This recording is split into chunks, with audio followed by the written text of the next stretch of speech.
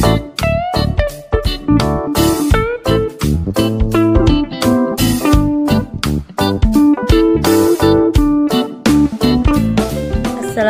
warahmatullahi wabarakatuh. Anak Ustazah, apa kabar anak Ustazah? Sekarang bertemu lagi dengan Ustazah dalam pembelajaran tematik tema 1, subtema 3, pembelajaran 1 sampai 3 bersama Ustazah Lis.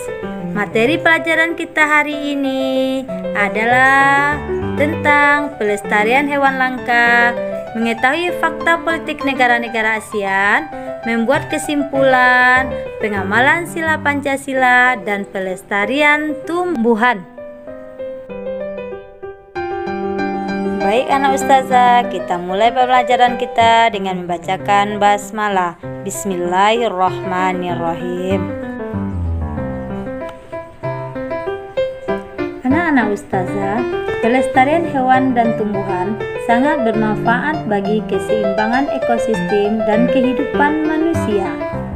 Hewan-hewan ini pada awalnya hidup dengan damai di tengah hutan yang subur dan dengan air yang berlimpah. Pada suatu hari, datanglah sekelompok orang yang membabat habis hutan dengan sembarangan. Mereka kemudian membangun rumah-rumah dan gedung-gedung bertinggi sehingga hewan-hewan ini kehilangan habitatnya.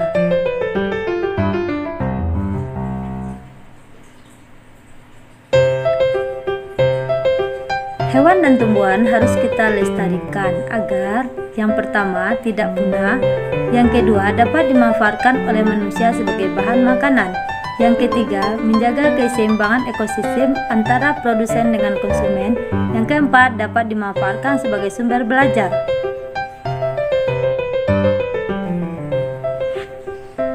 Bagaimana upaya melestarikan hewan?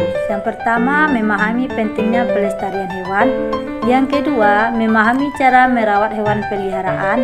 Yang ketiga, khusus untuk hewan langka, kita tidak boleh memeliharanya, melainkan harus membiarkannya hidup di habitat aslinya.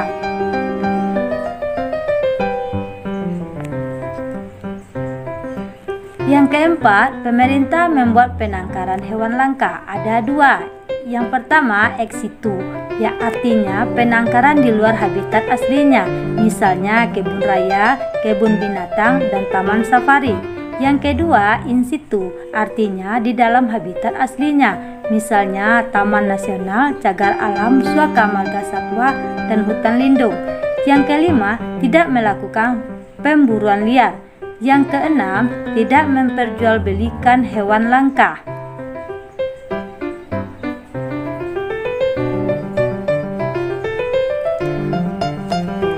Anak-anak Ustazah, sekarang kita akan mempelajari cara membuat poster. Siapkan kertas, alat tulis, dan alat mewarnai. Carilah informasi tentang salah satu hewan langka, nama dan manfaat hewan tersebut, cara perkembangbiakannya, cara melestarikan hewan tersebut. Yang ketiga, hiasi postermu agar indah dan menarik. Jangan lupa dihiasi dengan hewan-hewan langka. Untuk lebih memahami tentang hewan-hewan langka, mari kita baca bacaan ini. Ayo lestarikan hewan dan tumbuhan langka Indonesia. Indonesia merupakan negara kepulauan yang kaya akan beragam jenis hewan dan tumbuhan. Setiap pulau di Indonesia memiliki hewan yang unik dan menjadi ciri khas pulau tersebut. Komodo di Kepulauan Nusa Tenggara Timur merupakan salah satu contoh hewan langka yang dilindungi oleh dunia internasional. Pulau Komodo secara resmi diakui sebagai salah satu dari 7 keajaiban dunia. Pulau ini menjadi sebuah taman nasional yang dikagumi oleh masyarakat dunia. Taman nasional banyak terdapat di Indonesia, seperti Taman Nasional Tanjung Puting di Kalimantan yang melindungi orang hutan. Tujuan dibuatnya Taman Nasional adalah untuk melestarikan hewan dan tumbuhan yang semakin berkurang jumlahnya. Bertambahnya jumlah penduduk menjadi penyebab utama berkurangnya hutan tempat hidup hewan-hewan tersebut. pembangunan gedung dan perumahan menjadi penyebab menyingkirnya hewan tersebut dari habitat aslinya. Perburuan liar mengakibatkan hewan tersebut berada di ambang kepunahan. Anak-anak ustazah, dengan membaca bacaan tadi, anak ustazah bisa menentukan ide pokok paragraf pertama, paragraf kedua, paragraf ketiga. Setelah itu, ambil kesimpulannya. Kesimpulan adalah intisari dari bacaan dan pesan yang ingin disampaikan kepada pembaca. Hewan dan tumbuhan telah memberikan manfaat yang luar biasa, bukan hanya untuk penduduk Indonesia, namun juga penduduk di Asia Tenggara. Negara-negara di kawasan Asia Tenggara mempunyai sistem pemerintahan yang berbeda-beda, namun pada dasarnya semua berbentuk republik, kecuali Thailand, Kamboja, Laos, Malaysia, dan Brunei Darussalam yang berbentuk kerajaan.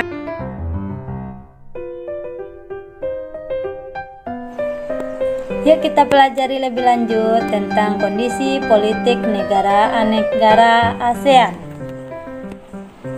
Anak ustazah bisa membaca fakta politik negara ASEAN di buku siswa, dimulai dari Brunei Darussalam, Kamboja, Indonesia, Laos, Malaysia, Myanmar, Singapura, Thailand, dan negara Vietnam.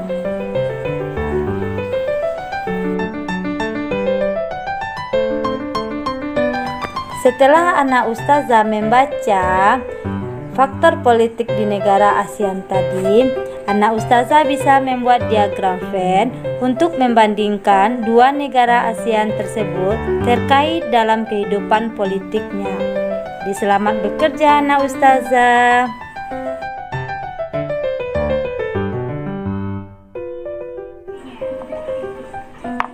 Anak-anak ustazah, dalam pembelajaran yang lalu kita sudah mempelajari tentang pengamalan sila-sila Pancasila. Tentu anak ustazah masih ingat ya. Untuk itu kali ini kita akan bekerja sama tentang pengamalan sila-sila Pancasila, mulai dari sila pertama sampai kepada sila kelima. Membantu teman saat jatuh dari sepeda, sila keberapa ya? Silakan anak ustazah, sila keberapa? Bagus, sila kedua. Menghargai karya orang lain, sila kelima, pintar. Tidak memaksakan kehendak saat berdiskusi, termasuk sila keempat, pintar anak ustazah. Menghormati teman saat beribadah adalah sila pertama, pintar. Lanjut, bangga saat mengenakan batik adalah termasuk sila ketiga. Anak ustazah, pengamalan nilai-nilai Pancasila tidak hanya pada manusia saja, tetapi bisa diterapkan dalam menyayangi hewan. Contohnya sebagai berikut.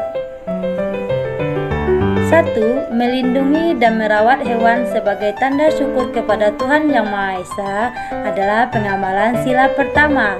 Yang kedua, bangga terhadap hewan asli Indonesia, pengamalan sila ketiga. Melaksanakan kewajiban dan hak dalam merawat hewan, termasuk pengamalan sila kelima. Dan yang keempat adalah menolong hewan, itu adalah termasuk pengamalan sila kedua. Anak ustazah, apakah antum semuanya memiliki hewan peliharaan atau hewan kesayangan seperti teman antum ini? Lina memiliki seekor kucing. Ia sangat menyayanginya. Pagi ini Lina sangat sedih. Kucingnya terjatuh dari atas rumah. Saat Lina mendekati kucingnya, Lina melihat kaki kiri kucing terluka. Lina panik. Tetangga Lina adalah seorang dokter hewan. Lina membawa kucingnya ke sana. Dokter hewan sangat teliti mengobati kucing Lina. Ia memasang perban untuk menutupi luka kucingnya. Setelah diobati, Lina membawa kucingnya pulang. Ia senang karena kucingnya sudah bisa berjalan kembali. Pertanyaannya, sikap yang dilakukan Lina termasuk pengamalan sila keberapa? Tolong anak ustazah jelaskan. Nomor 2, jika kalian menjadi Lina, apa yang anak ustazah lakukan? Dijawab dan diceritakan dengan lengkap. Jangan lupa anak ustazah, jawab pertanyaan ustazah tadi di buku latihan anak ustazah. Pada pelajaran yang lalu, kita sudah mempelajari tentang pelestarian tumbuhan, seperti halnya pada hewan. Pelestarian tumbuhan juga bertujuan agar tumbuhan tidak punah dan dapat dimanfaatkan untuk kelangsungan hidup manusia. Dengan membantu perkembangbiakan tumbuhan, berarti kita telah ikut melestarikan keberadaan tumbuhan tersebut. Itulah wujud syukur kita kepada Tuhan Yang Maha Esa. Sekarang kita akan mencoba bagaimana cara melestarikan tumbuhan tersebut. Yang pertama, dengan mengembangbiakan tumbuhan, baik secara generatif maupun secara vegetatif. Perkembangbiakan secara generatif yaitunya perkembangbiakan tumbuhan melalui perkawinan sel kelamin jantan yang dikenal dengan benang sari dan sel kelamin betina yang dikenal dengan putik. Sementara perkembangbiakan vegetatif yaitunya perkembangbiakan tumbuhan tanpa perkawinan. Perkembangbiakan tumbuhan vegetatif ada 2, yaitunya dengan cara alami dan dengan cara buatan. Yang kedua, tidak menebang pohon sembarangan atau secara liar. Yang ketiga, melakukan tebang pilih. Tebang pilih di sini bagi tumbuhan yang sudah besar itu yang kita tebang. Yang keempat, melakukan penghijauan atau reboisasi. Setelah kita menebang hutan, kita harus menanamnya kembali supaya hutan itu tidak gundul. Yang kelima, pelestarian secara in situ yang dikenal dengan di dalam habitat aslinya, contohnya hutan lindung. Pelestarian ex situ, yaitunya di luar habitat aslinya, contohnya kebun raya. Yang keenam, mengembangbiakan tumbuhan langka dengan kultur jaringan. Contohnya, tumbuhan langka, bunga bangkai, bunga rafflesia, kantong semar, cendana, meranti. Jadi tumbuhan-tumbuhan tersebut harus kita lindungi. Makanya tumbuhan tersebut dipelihara oleh pemerintah dan dilindungi oleh pemerintah. Baik anak ustazah, kali ini pembelajaran kita cukupkan sampai di sini. Dan jangan lupa tugas-tugas yang ustazah berikan tadi. Ustazah sudahi dengan bacakan. Wassalamualaikum warahmatullahi wabarakatuh. Selamat bekerja anak ustazah. Ustazah akan tunggu laporan antum.